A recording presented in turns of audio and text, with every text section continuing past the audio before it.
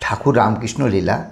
ঠাকুর ভক্তদের মাঝে বলছেন, কি জানো, যার যা কর্ম তার ফল সে পাবে, কিন্তু ঈশ্বরের ইচ্ছায় সাধুর দেহত্যাগ হয়। কবিরাজরা বোতলের ভিতর মকরধ্বজ তৈরি করে জানো, বোতলের চারিদিকে মাটি দিয়ে আগুনে ফেলে রাখে। বোতলের ভিতরে যে সোনা আছে সেই সোনা আগুনের তাতে আরও অন্য জিনিসের সঙ্গে মিশে মকরধ্বজ তৈরি হয়। যেই মিশে গেল অমনি কবিরাজ বোতলটিকে নিয়ে আস্তে আস্তে ভেঙে ভিতরের মকরধ্বজটুকু বের করে নেয়। তখন বোতলটা থাকলেই বা কি আর না থাকলেই বা। তুমি যে বলছো ভূকৈলাসের সাধুকে সমাধিস্থ অবস্থায় মাটির মধ্যে পুঁতে, তাহলে তার কত কষ্ট দিয়ে মেরে ফেলা হলো।